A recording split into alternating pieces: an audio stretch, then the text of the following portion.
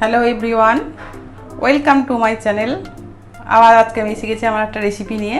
আজকের রেসিপি হচ্ছে তেলাপিয়া মাছের টক। তো দেখুন, প্রথমে আমি কয়েকটা পিস তেলাপিয়া মাছ নিয়েছি, সেটাকে আমি নুন হলুদ মাখিয়ে রেখেছি।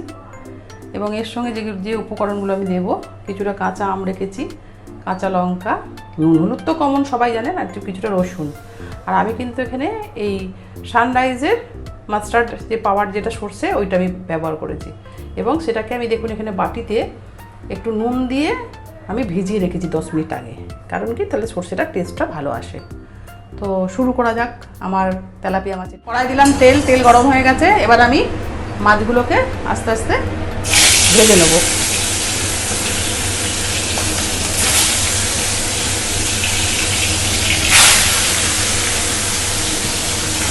মাছগুলোকে হালকা লাল করে, মানে খুব ডিপ লালও না, আবার একদম কাঁচাও না, মাছগুলোকে আমি ভেজে নেব।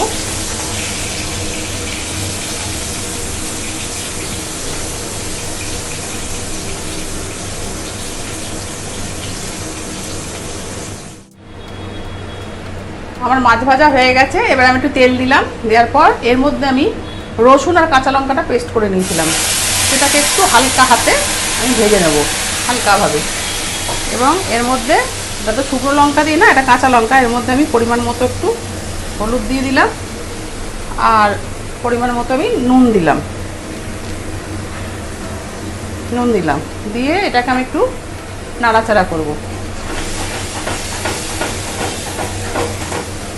এবার এটার মধ্যে আমি যে সর্ষেটা ভিজিয়ে রেখেছিলাম, দেখুন 10 মিনিট আগে নুন দিয়ে, সেই সর্ষেটাকে দেবো। আমি সাধারণত এইভাবেই সর্ষে ইউজ করি, তার কারণ হচ্ছে অনেকে সর্ষে দেখবেন অ্যালার্জি আছে, অনেকে সর্ষে খেলে হজম হয় না, কিন্তু আমি যেভাবে রান্না করছি, আমি আপনাদের গ্যারেন্টি দিতে পারি, আপনারা এইভাবে রান্না করে দেখুন, যারা অ্যালার্জি আছে তারা অ্যালার্জি মানে কোনো রকম কোনো চুলকাবে না গলা, আর আপনার এর মধ্যে কোনো অ্যাসিডিটি হবে না। তার কারণ হচ্ছে এটাকে এখানে গুলিয়ে নিলাম, নিয়ে এবার দেখুন জলটা দিয়ে থেমে গেল। এবার আমি এটাকে এর মধ্যে ঢালছি।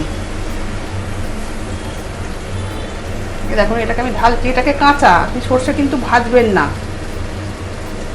তেলাপিয়া মাছের টকে কিন্তু সর্ষে ভাজবেন না। দেখুন আমি তেলটা জলটা সব দিয়ে দিলাম, লাস্টে দেখুন সর্ষের খোলাগুলো আমার রয়ে গেল, যেটা আমাদের ক্ষতি করে শরীরে, অ্যাসিড, গলা চুলকায়, কিচ্ছু হবে না। এই ঝোল ছোট বাচ্চাও খেতে পারবে, তার কোনো ক্ষতি হবে না। আমি এইভাবে রান্না করি, আপনারা ঠিক এইভাবেই করবেন।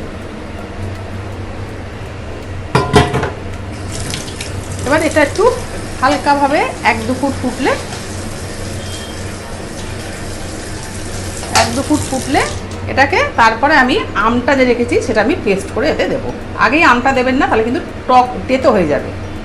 কারণ ওটা তো টক, সর্ষের সাথে সাধারণত ঠিক বুঝে না দিলে এটা তেতো হয়ে যায়। আর বুঝতেই পারছেন আমার রান্নাঘরটা মধ্যবিত্তের রান্নাঘর। আমি যা যা উপকরণ দিয়ে যা যা মেনু আপনাকে দেখাচ্ছি, সব ঘরের মধ্যেই থাকে।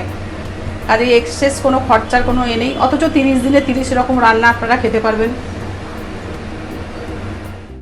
এ দেখো সর্ষেটা ফুটছে, এটাকে আমি একটু হালকাভাবে নেড়ে দিলাম, দিয়ে এবার আমি এর মধ্যে আম পেস্টটা যে রেখেছিলাম, যেটা বলেছিলাম আম দেবো, আমের, এটা তো মাছের টক, তেলাপিয়া মাছের, আমটাকে আমি দিয়ে দিলাম।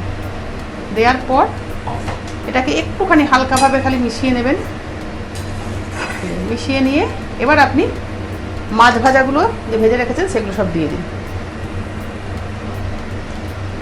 দেখুন ঘরোয়া উপকরণ, অথচ 30 দিনে যদি 30 রকম ঘরোয়া জিনিস দিয়ে রান্না করি, এতে কি হয়, ঘরের লোকেরও, মানে ঘরের লোকেরাও আনন্দ সহকারে খাবে, মুখের স্বাদও 30 দিনে 30 রকমভাবে চেঞ্জ হবে, তাই না? ঝটপট আপনারাও করে ফেলুন।